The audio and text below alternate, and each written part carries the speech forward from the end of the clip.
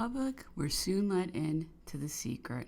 Monsieur de Nesselrode had already written to the prefect of police directing him to liberate all persons who were imprisoned for attachment to their legitimate sovereign.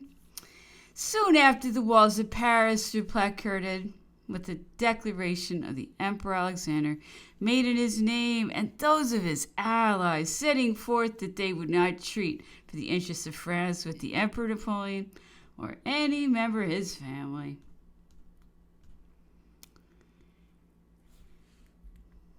Chapter 2. Further accounts received from Paris from the 1st to the 2nd of April. The Allies were, above all things, anxious to save the lives of their troops. Within the last 2 months, 15 or 20,000 had been killed by the French peasantry. It was necessary to calm this spirit of animosity. The restoration of the Bourbons was desired, but it was not wished that the revolution should appear to have been brought about by the force of arms. It was necessary to set to work gently to conciliate public opinion, to speak through the medium of French voices, and to appear merely to accede to the national wish. Such was the plan of the Allies. Their language assumed the tone of generosity, and the partisans of the Bourbons affected the rest.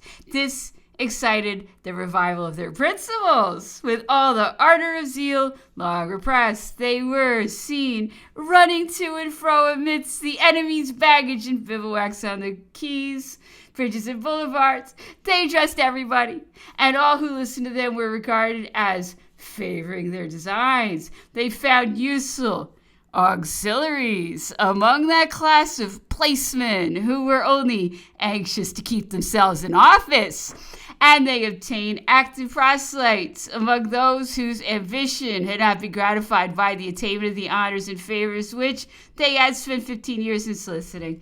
All who were dissatisfied with their lot rejoiced at the prospect of a change of fortune. The families who had lost their property in the revolution calculated on what a counter-revolution might restore to them. The old were pleased with the revival of names and privileges with which all the youthful recollections were connected. Female imagination was excited by the romantic interest attached to some melancholy instances of adverse fortune. The trading population, alarmed at the clashing of foreign savors, eagerly disavowed the sovereign whom but yesterday they had adored. In short, jealous passions, the resentment of disappointed ambition, wounded vanity, crimes justly punished, facing gratitude and even fear, all concurred to favor the enemies of Napoleon. The thought of being regarded as a conquered nation was insupportable to the Parisians.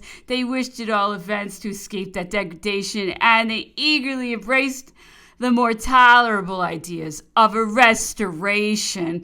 Party leaders adroitly availed themselves of this feeling of national pride. The wishes of the Allies were represented as merely supporting ours, and the oppression which 600,000 foreign bayonets exercised over our unhappy country now began to be styled the deliverance of France. But it was necessary to have an organ of public opinion, and it was not difficult to find one. The Senate, in all difficult circumstances, possessed the right of supplying the absence of popular power.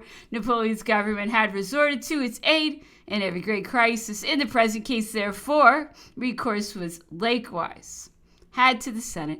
On the evening of the 31st, the Emperor Alexander had directed that body to provide for the safety of the state by drawing up a new constitution and composing a provisional government. The Senate, accustomed to obedience, assembled on the 1st of April under the presidency of Monsieur de Talleyrand and accepted as members of the provisional government Messieurs de Talleyrand, de Bournonville, de Jaucourt d'Alberg, and the Abbé de Montesquieu. At the same moment, the General Council of the Department of the Seine, illegally convoked by its president, Bellart, declared that the people of Paris wished for the recall of the Bourbons. Such were, in substance, the accounts from Paris that were received at Fontainebleau during the first 3 days. They produced a great impression on the chiefs of the army, but they could not divert Napoleon from his military projects. He found himself at the head of 50,000 men, and he resolved to march on Paris. He hoped that the firing of his cannon would rouse the Parisians and revive the national pride, which had been momentarily repressed by the presence of foreigners. The enemy was worn out with the fatigues of the campaign. He had lost 12,000 men in the works around Paris.